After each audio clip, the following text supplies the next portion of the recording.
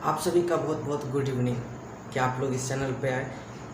आप लोग इसरो का तैयारी कर रहे हैं, एग्ज़ाम का प्रिपरेशन कर रहे हैं, साइंटिस्ट के एग्ज़ाम का, मैकेनिकल ब्रांच से हैं आप, तो फिर ये वीडियो सिर्फ और सिर्फ आपके लिए है। ध्यान से देखिए, यहाँ इस वीडियो में ये जो सीरीज वीडियो का जो चलेगा, इस सीरीज में हम लोग इसरो का जो पेपर है उसका डिटेल एनालिसिस करने वाले हैं। पॉइंट 1 यहाँ पर देखिए कि डिटेल एनालिसिस क्यों होता है। सबसे पहला पॉइंट ये है कि डिटेल एनालिसिस हम इसीलिए करते हैं ताकि हमें पता चल सके कि किस चीज़ का वेटेज कितना ज़्यादा है। ध्यान से देखिए, गौर कीजिए कि वेटेज किस चीज़ का कितना ज़्यादा है, किस टॉपिक का वेटेज कितना ज़्यादा है। आप अपने आप को एग्जामिन कर पाएंगे, अपने आप को आप जान पाएंगे कि आप कितना जानते हैं, कितना नहीं जानते हैं। ठीक है। तीसरा पॉइंट इसमें आ जाता है कि डिफ़िकल्टी लेवल क्या है। बात समझिए, ध्यान दीजिए थोड़ा सा कि डिफ़िकल्टी लेवल क्या है। कौन सा कॉन्सेप्ट आप जानते हैं, कौन सा कॉन्सेप्ट आप नहीं जानते हैं। बिल्कुल मैं आप ही के बारे में बात कर रहा हूँ, ज़रूरी नहीं कि आप सभी कॉन्सेप्ट जानते हो। तो कौन सा कॉन्सेप्ट ऐसा है जिससे ज़्यादा क्वेश्चन पूछा जाता है लेकिन आप नहीं जानते, और कौन सा ऐसा कॉन्सेप्ट है जिससे क्वेश्चन पूछे ही नहीं जाते लेकिन आपने उसको रट्टा मार के बैठा हुआ है। तो ये चीज़ हमें क्लियर करना बहुत ही ज़्यादा ज़रूरी होता है। इसीलिए हम लोग पेपर का ये करते हैं, एनालिसिस करते हैं। ओके,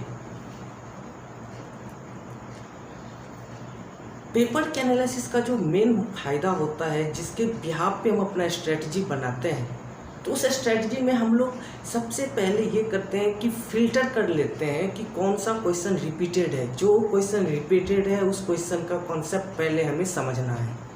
चाहे वो 2 बार पूछा गया, 3 बार पूछा गया, कोई फ़र्क नहीं पड़ता है। 10 बार पूछा गया, एक ही बार पूछा गया, एक के बाद फिर दूसरी बार, तो उसको रिपीट, एक बार रिपीट हुआ तो हमें उसके कॉन्सेप्ट को जानना है।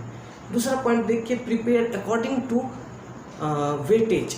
किस टॉपिक का कितना ज़्यादा वेटेज है, जिसका वेटेज ज़्यादा है उस पर ध्यान भी ज़्यादा देना है, टाइम उसको ज़्यादा देना है। नेक्स्ट पॉइंट है हमारा, चूज व्हाट यू लर्न और व्हाट डू नॉट लर्न। क्या पढ़ना है और क्या नहीं पढ़ना है, ये चीज़ हम अपने स्ट्रेटजी में ही शामिल करेंगे। जब एक बार एनालिसिस हम कर लेंगे, डिटेल एनालिसिस कर लेंगे, तब हमको वहाँ से पता चलेगा कि क्या चीज़ हमें पढ़ना है और क्या चीज़ हमें नहीं पढ़ना है। ये ये फ़ायदा हमें डिटेल एनालिसिस से मिलेगा। नेक्स्ट पॉइंट है हमारा बिल्ड कॉन्सेप्ट। कॉन्सेप्ट को कैसे बिल्ड करेंगे। कॉन्सेप्ट को बिल्ड करना ऐसा, ये बिल्कुल ऐसा है कि जैसे आप किसी पर्टिकुलर क्वेश्चन के लिए खुद से एक एग्जाम्पल ढूंढ रहे हैं।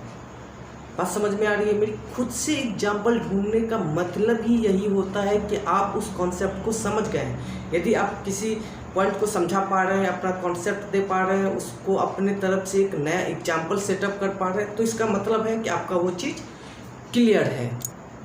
चलिए अभी आपको कुछ चौंकाने वाला राज बता रहा हूँ। यदि हम लोग 2019 के पेपर का एनालिसिस करते हैं, ध्यान से सुनिए, 2019 के पेपर का यदि हम लोग एनालिसिस करते हैं तो वहाँ पर इंजीनियरिंग मटेरियल 7 क्वेश्चन आपको मिलेगा, एक पूरे 21 नंबर का। इंजीनियरिंग मैकेनिक्स 3 क्वेश्चन 9 नंबर का। फ्लूइड मैकेनिक्स 7 क्वेश्चन 21 नंबर का। मैन्युफैक्चरिंग साइंस 9 क्वेश्चन 27 मार्क्स का। हीट ट्रांसफ़र 8 क्वेश्चन 24 मार्क्स का। मशीन डिजाइन 5 क्वेश्चन 15 मार्क्स का। Strength of material 8 question 24 marks का। थर्मोडायनामिक्स 14 क्वेश्चन, ध्यान से सुनिए, थर्मोडायनामिक्स 14 क्वेश्चन पूरे 42 मार्क्स का। Theory of machine 11 question 33 marks का। इंजीनियरिंग मैथ 7 क्वेश्चन 21 मार्क्स का। इंजीनियरिंग मैथ से भी पूछा जाता है। और मिसलेनियस कुछ होते हैं, जैसे इंडस्ट्रियल इंजीनियरिंग है या फिर मैनेजमेंट है, एक क्वेश्चन, एक आध क्वेश्चन वहाँ से भी आपको पूछा जाता है। तो ये चीज़ हम इसीलिए करते हैं ताकि यार डिटेल एनालिसिस, वेटेज को हम समझ पाएँ। हम अपने नेक्स्ट क्लास में इस सब चीज़ को और डिटेल में जाके इस चीज़ को समझेंगे कि किस तरीके से वेटेज को एनालाइज किया जाता है, कैसे एनालिसिस हम लोग करते हैं। एक चीज़ और बता दूं कि टोटल टाइम जो आपको इसमें इसरो के एग्जाम में मिलता है वो टोटल 90 मिनट का मिलता है 80 क्वेश्चन के साथ, और ईच क्वेश्चन 3 मार्क्स कैरी करता है। यदि आप सही आंसर करते हैं तो 3 मार्क्स, रॉन्ग आंसर करते हैं तो -1 मार्क्स। ठीक है, तो इस तरीके का वीडियो आपको इस चैनल पे मिलता रहेगा। यदि आप नए हैं तो प्लीज़ सब्सक्राइब कर लीजिए। Okay, thank you.